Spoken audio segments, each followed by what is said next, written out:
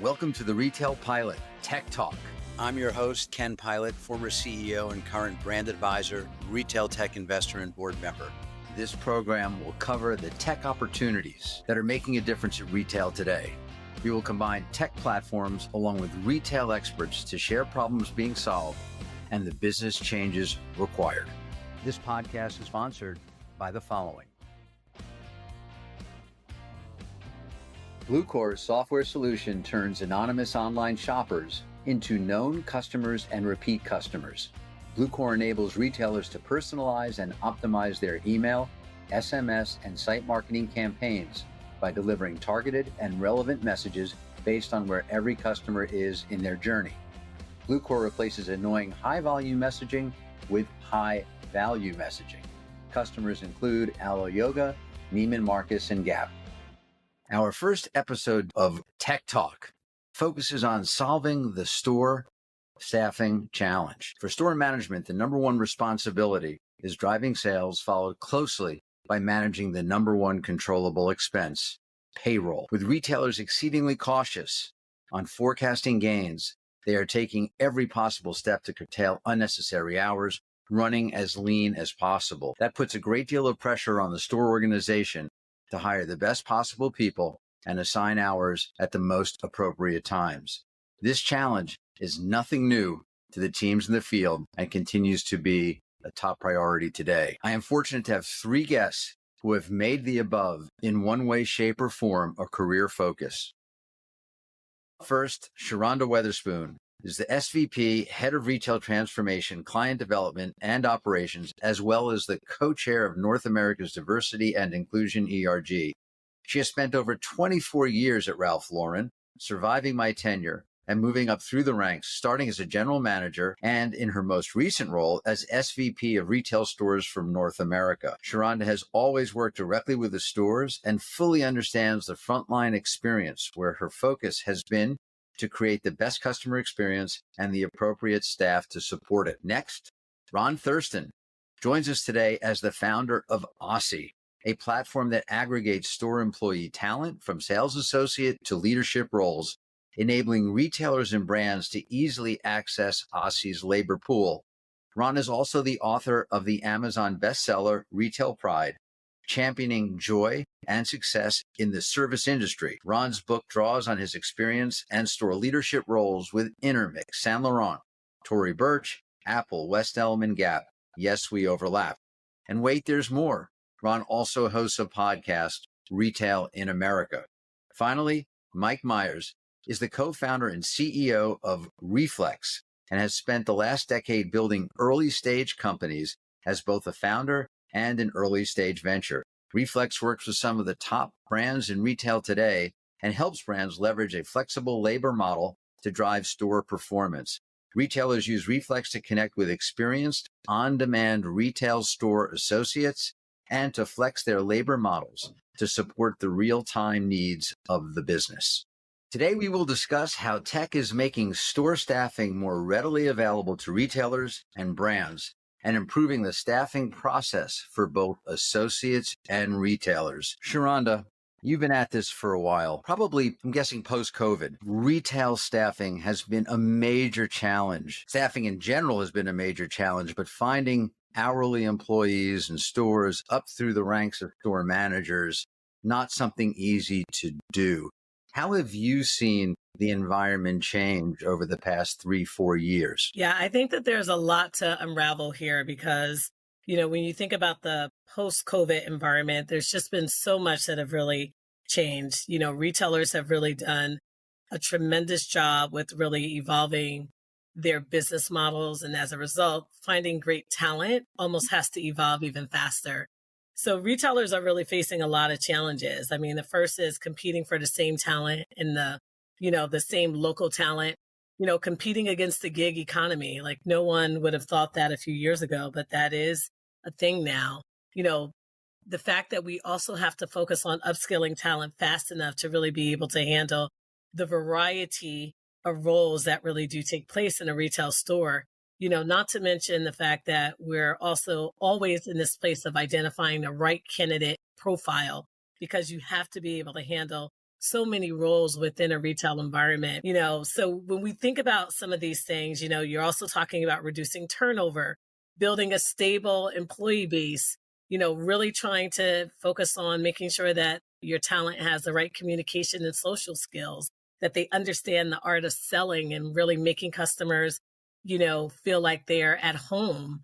So finding this great diverse talent at the right time that the customers are shopping have become one of, I would say, retailers' biggest challenges just overall. And focusing on retail recruitment is such a unique skill that it's really going to require that we're thinking about things much differently than we have in the past. Now, when you say focusing on retail recruitment, where do you actually go for hourly sales associates? Or if you're looking for management, where is your labor source? Yeah, I think, obviously there's definitely lots of platforms out there, but one of the things that I found to be probably still most effective is really building connections and really being able to have a network or being plugged into people who have a very strong network and basically talent on demand to some degree. But really making those connections, I would probably say, are the biggest portion that we've been really seeing more success with. Well, we have, as you know, two folks with us today who are going to help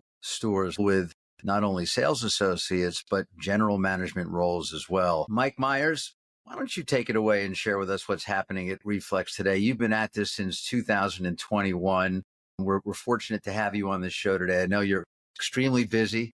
Wrapping up the holiday season, but want to hear more about what's happening at Reflex. Yeah, thanks, Ken. And, great to be here. Really appreciate the opportunity. Ron and Sharonda, great to see you both, as always. It's been a record year for us, taking a step back at Reflex. We're helping retailers in, mid to high end lifestyle apparel, accessory brands connect with on-demand flexible talent. And really what that means is reimagining your labor model. And instead of trying to focus on staffing 100% to what you think plan is, knowing that plan always changes, being able to staff to the real-time needs of the business. And that can mean instead of hiring, a couple additional associates and dealing with high churn, leaning on a flex labor model to be able to flex up and down in real time to meet the needs of the business model. And so we help retailers connect with experienced on-demand retail talent. Imagine you need someone front of house, back of house, being able to post a flex and get someone in the door that's vetted and experienced in retail. And, over the last 9 months, we've scaled from what was a few cities here in Texas to having national coverage. We're live in over 12 cities across the country. Some of the brands we work with today include, luxury brands like Longchamp and Golden Goose, to upcoming high growth brands like Faraday, to brands like Skechers and Vineyard Vines that have been around for quite some time. So it's been a fun year. So it exists in an app, correct? That is correct. So, so a retailer could be a head of stores will sign up, or brand will sign up with Reflex.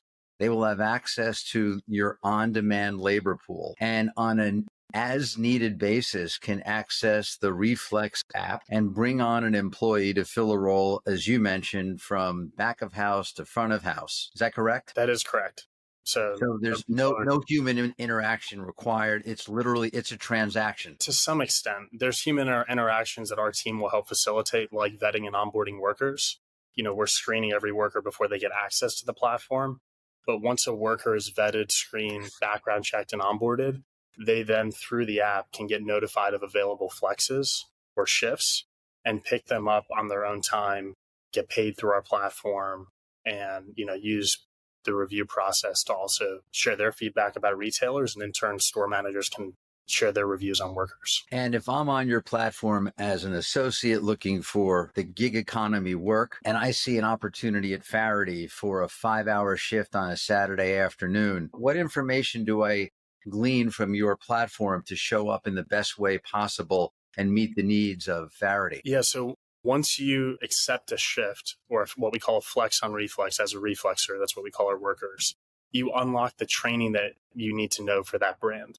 And so part of our onboarding process and using our platform, retailers can provide training, whether it's brand videos, covers everything from how to talk to customers, what to wear, where to park, what you need to know for that shift, say if it's front of house, how they want you greeting customers at the store. And so imagine as a worker, you're constantly getting these micro trainings and upskilling. The more shifts and experience you build on Reflex and more shifts you complete, the more training you get access to. And, the thing that we pay attention to through our platform and a key metric for us is invite back rate. So retailers through the platform can leave a review on those workers after each and every shift that they complete. So we're getting real-time signal faster than, frankly, retailers get signal on their own people after every shift worked on. Is this worker showing up? Are they creating a great experience? Are they prepared? Do they complete the training? And are they delivering on, what we like to say the best way to work in retail? So as you and I have discussed in the past, if you have a 1 to 5 rating system, if I were filling that role at Faraday and I got a 5 and they really liked me, and I also liked Faraday because I get to rate the retailer as well, just because I want to work for that boss again. So there are 5s going both ways. What's the next step? What happens with me and Faraday for the next time there's an opening? Yeah, so retailers can favorite workers just like workers can favorite retailers. And what that does is if you get favorited by Faraday, next time they post a shift on Reflex, you're going to get early access ahead of the rest of the marketplace. And so what you start to see are the repeat worker rates over time as you use Reflex more consistently as a brand continue to increase. We're seeing in our more established markets that our repeat worker rates for retailers using us integrated into their labor model can be as high as 75 to 80%, sometimes higher, and our invite back rates are over 95%. So when we think of workers being asked after their shift to come back for that second, third, fifth, 20th flex. It sounds like a no-brainer. What is the number one obstacle that Reflex comes up against with retailers, and why isn't everybody jumping on this right now? That's a great question, Ken. It sounds simple, but trust is a big deal. I mean, when you think of the number one thing that retailers can control in stores is their people. And so this idea of, wait a sec, I'm going to have a worker that hasn't worked in our store before as a flex worker come in and they're going to be able to deliver on our store experience, that takes building trust. And so we see brands, once they give us a shot and they try it and they get to experience the quality of workers and they get to see that these aren't traditional gig workers, these are retail associates that are working 2 or 3 doors down at the same shopping center already. That's where we start to unlock that growth and build trust. And that's why, a lot of our existing brands are scaling nationally with us now. But getting through that first trust hurdle and proving that we can deliver, great talent while maintaining, a fill rate of over 98%, that's really the gatekeeper. And I assume the other challenge that we've talked about is just the average hourly rate, which, just as a headline to everyone out there, 25 states as of today have increased their average minimum wage. So rates are going up. But Mike, your help is more expensive than the typical average hourly rate in a store. Is that correct? It depends on if you're looking at the fully loaded hourly rate or the hourly rate that associates are getting paid, pre-tax and so on. When you start looking at the fully loaded hourly rate for most retailers and you factor in the cost of retention, most attrition rates in stores for associates are north of 80 to 100%. And if the average associate costs $2,000 to $4,000 at a minimum to train and onboard, and you're churning 20, 30 associates per store per year, that's a compounding cost that adds up. And so a lot of our brands, when they think of the ROI of using flex labor, it's not just in the hourly rate itself, but it's looking at the cost of attrition or cost of retention, coupled with the time that store managers then have to spend finding new talent, training them, onboarding them, and all the additional benefits that get paid into it. So we actually find a lot of our brands, they're actually, when we do the fully loaded hourly rate build out with them and build out the what we call labor optimization model, we actually find that we're saving them money. And just for all out there, payroll, as I mentioned, is the number one, the largest controllable expense in stores. Payroll can range anywhere from 10 to 15, even 20%, depending on the store volume. So it's a big cost. And retailers today are trying to run lean, but there is a real cost associated with not having a person on the floor when needed. So the cost of not having someone on your floor, let's say Saturday from 1 to 5, is more expensive than paying someone to be on the floor Saturday 1 to 5. Sharonda, I'm sure you've had those call outs, those thick outs on the weekend, which probably on the outlet side of the business, critically important to you. What would you do if people call out or they're sick or they don't show? What resources would you have had or would you have gone to solve that problem? Well, right now, those resources aside from some of the things that I'm hearing now, don't really exist for the most part. Store teams are then responsible for figuring it out and being very flexible in terms of how they're juggling their staffs to now prioritize having, one or two people that are not able to, be at work for various reasons. Because I think there used to be an on-call system, which is now illegal. You can't do that anymore. So you can't put people on the bench and call them in as needed. Store managers or district managers would have to call around and look for available staff to plug a hole. Now it seems like what Mike's doing really addresses that immediacy for retailers, something that certainly didn't exist when I was running organizations. So really kind of loving where Mike is. I want to pivot over to Ron Thurston. Ron, you've seen this from the inside out. You're now addressing it from the outside in. I mean, it seems like if you could go back in life and recreate your world in one place at one time, you'd be running all of the organizations or great stores that you led, along with this new tool, Aussie, that you're developing so that you could be better at what you do. Tell us about Aussie. No, thanks, Ken. And it's a joy to be with Sharonda, who I respect so immensely. And Mike and I, from the beginning of Reflex, have continued to have conversations and to speak about it and on their website. So Mike and I have a really good collaboration here because it's actually, to answer your question, Ken, it's the perfect combination when you think about staffing and driving your business to have resources to find the great permanent people that you need, which are usually the leadership roles and maybe some full-time sales roles, depending, and flexible talent on demand. It's actually the perfect combination. And so if I were going to go back and say, what resources would I need in order to run and deliver the best results? It is easy access to great candidates in full-time roles and on-demand staffing for holidays and call-outs and promotional activity. So that's the win. And it doesn't matter the price point. It doesn't matter the volume of the store. It doesn't matter kind of the architecture of the building. The problems are the same. And that's the interesting part. Even in my career running apparel brands or Apple stores or furniture like West Elm, the challenges are the same. And it's always comes down to people, always. And the challenge then of how do you make great investments in order for people to be really proud to work in this industry.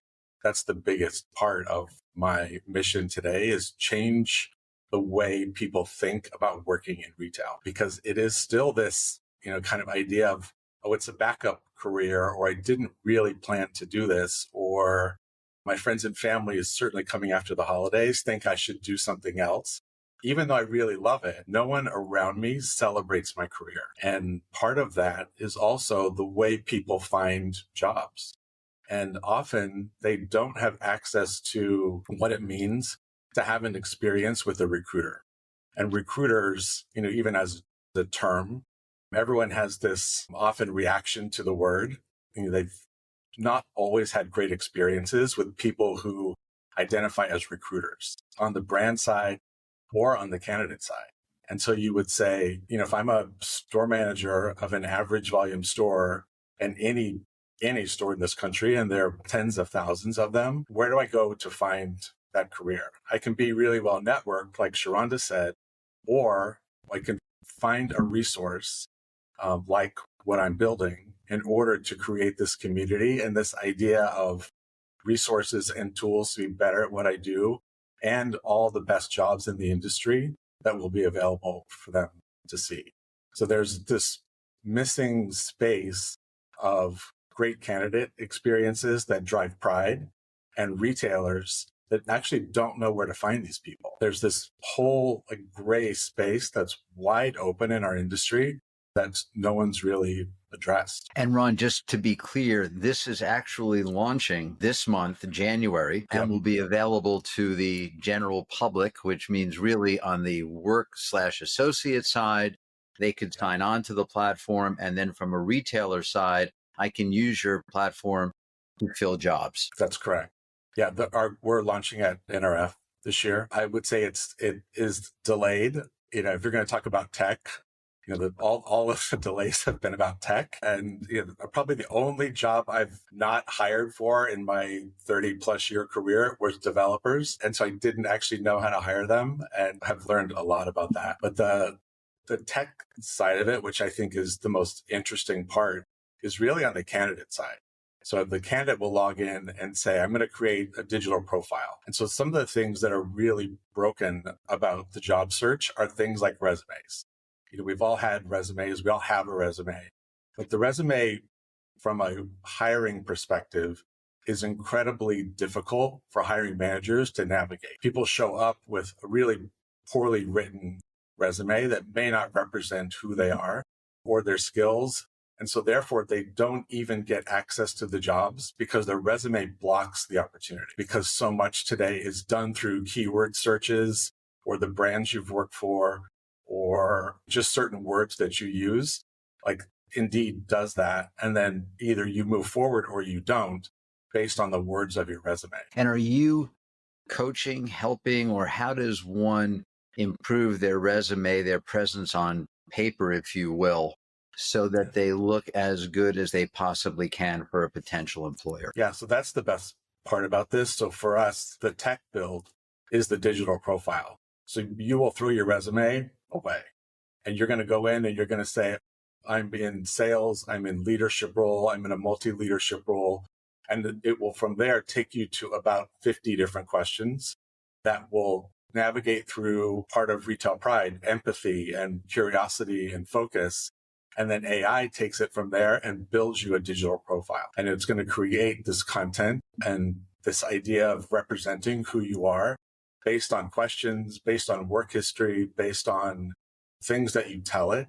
Now it's actually going to create a digital profile for you. So it will be the most incredible live resource that a candidate has ever had to get a job in retail. If you had to predict, you have a big labor pool out there. Obviously, there are more associates in a store than management, but will Aussie appeal or help surface more management jobs as a tool, or will it be more or equally as important at the associate level? I think it's both depending on the brand.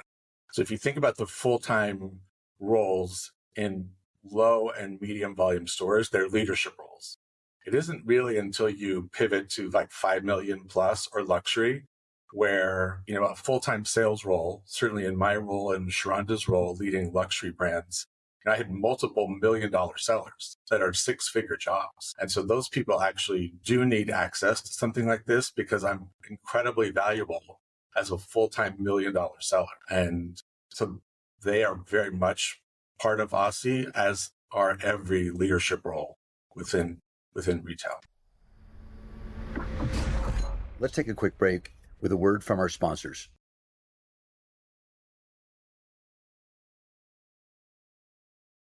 Predict Spring is a global point-of-sale platform live in 22 countries. The platform includes mobile POS, endless aisle, fulfillment, inventory management, and clienteling, creating a true omni experience for customers and associates. Predict Spring powers Suit Supply, Converse, Lovesac, Decium, Janie and Jack, and Bouclair. Breakfast helps brands like HelloFresh, Perfume.com, and QVC increase revenue across Meta and TikTok by creating hundreds of user-generated content video ads. The Breakfast Creator Network, with over 5,000 strong, produces original content that is authentic to each platform and built to drive performance, all done in as little as 3 weeks. Check out breakfast.io. That's BRKFST.io. So, Sharonda, you've heard 2 different platforms that really address the same problem, staffing stores, whether it's at the associate level or at the management level. You mentioned earlier that there were some resources that you use to help staff your stores. How do you learn about what's next out there? What's the best tool, the best agency? How does this surface to you? Yeah, I think a lot of it winds up surfacing to me by going to different types of trade shows like NRF. I know Ron actually mentioned NRF. It's actually one of the places where I tend to go to learn about what's happening or what's new in the industry. There's several other ones that I actually attend as well, just to stay abreast of what's going on. And then, obviously, those of us that are heavily involved with LinkedIn, we find out about some of those things in those different places. I happen to know Ron, I know Mike, so I have a pulse on really some of the things that they're doing, and I think that they sound really great and will ultimately help retailers to solve, one of the biggest challenges that many, retailers do have today. So I think what they're doing is really important. And I think it's going to be very exciting to continue to really see them evolve. I also think it sounds from what I hear, what I like is the fact that both have platforms that are accessible through mobile application, through digital. It's not a phone call. It's not an email process. It's going online and seeing who's available either for a moment in time or for a period of time, which I think is a huge win over what I know that's out there today. So the big buzzword in tech is AI. And just want to know, is AI playing a role in either Aussie or Reflex? Ron, you want to take that? Sure, I'd love to. And I think initially my first vision was kind of this database of resumes, and to kind of what I talked about earlier, like that's part of the problem in our industry. And so this idea of like, what, if we were going to utilize AI and create the replacement for the resume, how do young people look for a job today? And what does that mean to them for their dad to say, well, let me teach you how to write a resume? Like it just feels so old fashioned, so old, where there are tools and resources through chat and all kinds of on-demand AI to actually create something that's better than ever existed before. And to be able to then have it embedded with links for videos. Some part of also that is like, let me just shoot a quick 30-second video of myself saying, hey, my name's Ron. I'd love to work at X, Y, and Z. Here's a little bit about me. Here's my profile. Here's my work history. And so it's a live document. And all we do at Aussie then is send the hiring manager a link, and that's it. That's the entire process is done. Super cool. Mike, how are you embedding AI in your platform? Yeah, there's how we're doing it today and then how I think we'll do it in the future. But it comes down to a lot of how we've used AI so far, and we'll continue to think about using it, is more facilitating a better experience for our workers and our retailers. And AI really runs in the background. And so, you won't hear us talk about that we're an AI platform for retail. And I think in the tech universe right now, in startup world in general, there's a lot of companies that are using AI as a marketing tool. And, I think what's great about how Ron described how, Aussie's using AI is really about delivering value. And we're thinking about it the same way of, there might be AI running behind the scenes that our retailers or workers don't know about. But if it's helping facilitate a better operational experience for them, then it's something we'll continue to do. So, we're still scratching the surface. And when you think of, how do you facilitate an on-demand, flexible labor experience for, hundreds and thousands of stores across the country and, hundreds of thousands to millions of workers, being able to do that at scale, you need tech to do that. And, we're a tech platform. And so we'll continue to lean on AI and explore how do we create more leverage in the business to maintain both our operating standard and to be able to do that at scale. One challenge I see for both Ron and Mike is marketing. How do I know you guys exist? How will I know you guys exist? It sounds like what a great opportunity for me as either an associate or one looking for a management role or a retailer looking to bring on associates or managers. But I'm busy. There's lots of noise out there. There are many shows. We've been to them all, from NRF to Shop Talk to eTail West, The Lead, etc. What are you guys doing to get above the noise? How do you get above the noise to get the word out there? Mike, you want to start with that? Yeah, I think at the end of the day, we're a two-sided marketplace. And so, we have our retailers and we have our workers, and how we market to both is very, very different. But the common theme that bridges the gap across the board is really focusing on creating an incredible experience for our retail partners and our workers, knowing that will drive through referrals and word of mouth, additional marketing and traction. And so, we have retail brands that they'll reach out to us and they say, hey, we heard that this brand's using you. And the VP of stores I talked to over here talked about how you guys helped them in this scenario. So word of mouth continues to be really strong on the retail referral side. We're also, doing some stuff with LinkedIn. We're continuing to think about, how do we make sure we have a presence at places like Shop Talk, NRF. We'll actually be in the Innovation Lab this year at NRF. And so making sure that we're establishing ourselves from a presence standpoint. And really in 2024, you'll see us focus on more thought leadership and really sharing a lot of what we're learning between the data we're collecting on how flexible labor models are reinventing how retailers think about their store operations, as well as, the data and analytics that we're starting to see from a large sample set of, the 30,000 plus workers that have signed up over the last 12 months. On the worker side, word of mouth is huge for us. So, we see that being from a referral standpoint, if you work in stores and you have retail experience, others that do as well. And so, we see in every single market that that's our primary driver. And then, of course, paid acquisition, TikTok and Instagram continue to be, the main channels from a social standpoint where you can really find workers. Ron, you have a big voice in retail, also a huge and successful career running a number of different store organizations. You're well known, you're a writer, you're a podcaster, you're out there. But how do you get this next phase? How do you get Aussie above the noise so that everyone knows that it's available for a two-sided marketplace, just as Mike described? Yeah.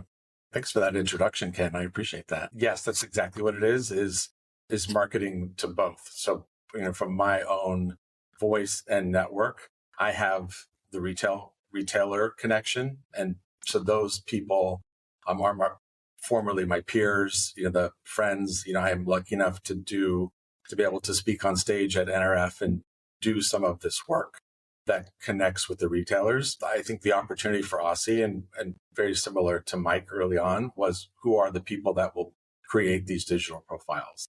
And it will be about referrals. It will be also about things like ongoing training and development. So I have a partnership with a company called Bloom, which is Alistair Crane's company, that is about on-demand coaching. And so part of this idea of how do I have a coach kind of in my hand, career coach, and the ability to have access to great full-time roles is a winning combination. And so if you think about those people will get referrals, those people will tell their friends, they'll all be on the Bloom platform, and they'll also be on Aussie. And they'll be able to tell all of their colleagues and friends, like, get on here. This is, how you will find that next great opportunity. So there'll be like local events, and there's quite a bit of marketing that I want to do. And just so we're clear, no charge, I don't think, for an associate to sign on to Aussie. It's the retailer or brand who's hiring that would pay some form of a fee for the service. That's correct. Yeah, everything on the candidate side is free, including the 1-year subscription to coaching with Bloom is free for all candidates that create their digital profile. So that's a really great partnership. The interesting part, which I didn't speak about earlier, that I think is the biggest obstacle in recruiting is the price. And, often you would choose one, I have this urgent job. I'm opening a store in East Hampton and it's the hardest market to hire in. How do I find a person? So you go to a recruiter and you hire them to fill one job. And that is exactly what I don't want to do. And this is about a partnership. And so you will actually buy job searches at flat rate fees for jobs under $100,000 and at a package level. So starting at 3 and 5 and 10, the minimum is 3. And because this is not I'm going to hire Aussie to fill one job I can't figure out how to do. This is a partnership. This is a long-term partnership and a subscription for jobs at about 80% less than they would pay for a recruiter. And so you're going to have a winning. When you talk about kind of cost awareness of 2024, there's also been a reduction in things like talent acquisition teams. And a lot of this cost, they've just put it back on the field and said, you know what, you guys are going to have to fill your own jobs. And that's also not tenable. But the only way to solve that is to make it reasonably priced for retailers to use the service, or it doesn't make sense. Sharonda, hearing about both platforms, what advice would you give either Mike or Ron, or what opportunities in the space do you see for either of them to address as they continue to build out their models? Yeah, so first I want to start by saying I think it's very exciting that we're talking about solutions that will help to staff stores. Because as Ron said earlier, many times we don't necessarily always think about retail as a career, especially if you're store line. So the fact that a lot of, what I'm hearing today is really making it a lot easier and simpler for people to start thinking about retail as a career, I think is even more exciting to me. I think the best advice that I would really give is to just continue to really, I would say go for it. Really think differently about how you're showing up, who you're networking with. I think that there's a huge, huge opportunity for both platforms in the industry because they're serving different things, but can, to Ron's point, can really work together in many ways. And I think when I think about when I had to find a job, over, let's say 30 years ago, it looked much, much different. We're growing up in an age where, being able to do things on a mobile device or being able to upload things is really just the way of life. It's almost like when you see someone that's a younger person and they automatically assume everything should be touchscreen. I think a lot of people in our industry now, this is the new norm. So these solutions are really going to, I think, help many retailers be able to hopefully find talent, good talent faster and make it a much better experience just overall. So that way it's, reducing things like the time to fill out an actual application, to review it, and then to really get them in for an interview. I like some of the things that I'm hearing as it relates to the video interview because, working on the shop floor is pretty dynamic. You need people with, dynamic personalities. When you think about your last shopping experiences, there's a difference between how much you purchase from someone who is very dynamic versus who is not. So these things are going to really help, I think, the retail industry to be able to really combat some of the challenges that we've actually had. Great answer. Thank you. And looking at where both Ron and Mike, where you guys are today in the world of raising capital, coming off of a tough year, valuations for most tech companies have really pulled back. Not the easiest time to raise money, but where are you today in the state of raising capital? Ron, want to take that? Sure. So to date, we're fully self-funded, and that's with intention because it was really about recreating an entirely new category here. And I think once we release some of the pricing models and some of this work, it's definitely going to move fast. So that's the intention of not funding too quickly. And recruiting is a very high margin business. And so you don't actually need a lot of capital in order to reinvest and hire. And so right now we're pausing on funding. Anything else? And do you have an advisory team, a group around you? I'm sure you have one of the larger networks out there. You can't help go maybe a day or two without seeing a Ron Thurston post, standing in front of someplace that we all want to be, enjoying something that we wish we were doing. But who are some of the people that you're surrounding yourself with to help you really on the marketing side and also just build your business internally? Yeah, on the business side, marketing is an interesting one because, I've had such great success with Retail Pride. A lot of it is around just that continued momentum for that, like that voice of the field is a really important and a thing I take great honor in, of being able to kind of have that voice in the field. But from a retailer perspective, I spend time literally every day with retail leaders asking, like, how would you use this? What would you use this for? How would you engage with this? If you were going to have this, what would you need to see? And so there's a pretty long list of interested parties that are ready to go on here. And so it's nice, to your point, to have a network that's just easy access versus needing to go outside of that. Now, Mike, you're a newbie to the retail space. Certainly compared to the seniority, I'll be careful with the words, but the seniority that you have on this call today, Ron and Sharonda, like we all work together at some point in our retail lives, but you're just a new kid on the block.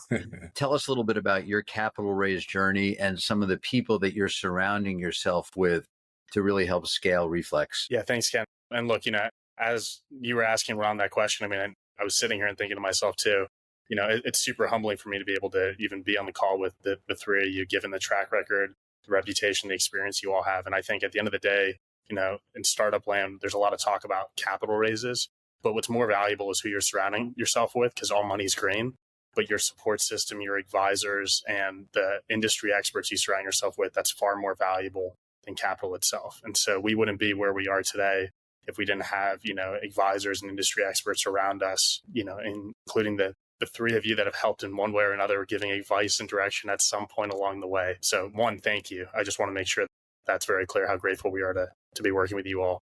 On the capital side, to answer your question, we are venture funded. We've raised around 12 million to date. Our most active investors are, Canaan Partners, Maha Ibrahim. She's been incredible to work with. They recently came in earlier this year. Indicator Ventures, working with Jeff Bernstein and his team, Brian Sugar at Sugar Capital, and Will Hawthorne over there. Red Swan Ventures, so the Bonobos guys, Andy and Sandy have been great. And so we've been really intentional from a capital standpoint to make sure that when we bring on VC funding, we're taking money from the right folks that both understand the marketplace dynamics at play, as well as understand retail and understand really that, what we're trying to build is a company that will be around for the upcoming decades versus, coming days. And so, I won't comment on our capital raise plans short term. There's a lot of momentum right now. We are still pre-Series A, so our next round will be a Series A that we raise. But right now, we're just focused on, how do we continue to deliver for our retail partners, launch new markets, and most of all, scale our worker experience. Well, congratulations. Sounds like you're off to a great start. I want to conclude today with a question to each of you around just toughest lesson learned. Sharonda, I'm going to come back to you at the end. I got to give you time because 24 years, I bet you've got a couple of good ones, but, more in terms of a startup, tough lessons learned. Ron, I'm going to lean into you. I think I know the answer to this one because you alluded to it earlier, but what's been the biggest challenge for you getting Aussie off the ground? I think the biggest challenge has been underestimating the amount of time it takes to build the tech that I wanted. It would have been very easy for me to just build a website in a day and start a recruiting company. That's easy. And a lot of people in my shoes have done that because you can recruit your friends to fill jobs that your friends are hiring for. I've been the recipient of that.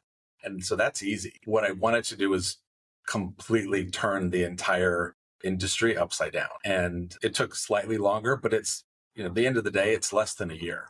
And from initial conversations with developers to launching what I think is pretty extraordinary. And so that feels good. Mike, toughest challenge you faced to date? Yeah, well, my first company failed. This isn't my first startup. And so, that lesson kind of comes from my first one. And I think it continues to be something we focus on. But the core lesson I would say is just, it's important to be, everything to someone versus something to everyone. And I think really honing in on, who are you building this for? And, when you talk about being everything to someone, you make sure you're setting new standards on that customer obsession and that customer experience. And for us, it's both the retailer and the worker. And so building a company is hard, and you have to believe something to fundamentally be true in the world that the rest of the world thinks is false. Otherwise, it would already exist. And so holding on to that conviction and obsessing over customers, that continues to be the most important lesson for us. Sharonda, you've got 24 years at Ralph Lauren, which, in dog years, that would be a lot more. What's been the toughest challenge for you? Let's keep it relative to a field organization. I think when I think about some of the toughest challenges, it's really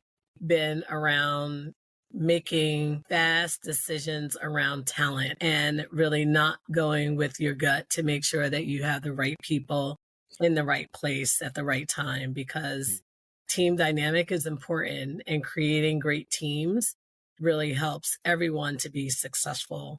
And making sure that is the number one goal is just very, very critical. Like, you can't do anything without having the right team that's really bought into the vision and really ensuring that, you're creating conditions for them to be very successful.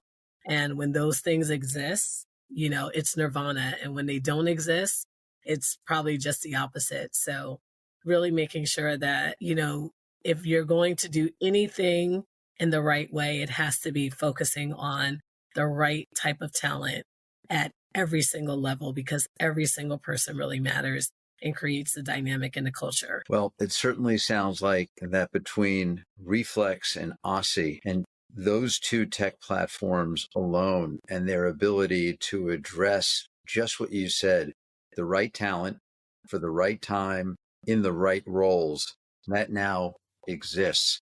Super exciting. I want to thank all of you for joining me today on our first Tech Talk. And with that, we're going to land today's retail pilot. Thanks so much, everyone. Happy New Year. Thanks for tuning in to this week's flight of the Retail Pilot. And please give us a review on your favorite podcast platform.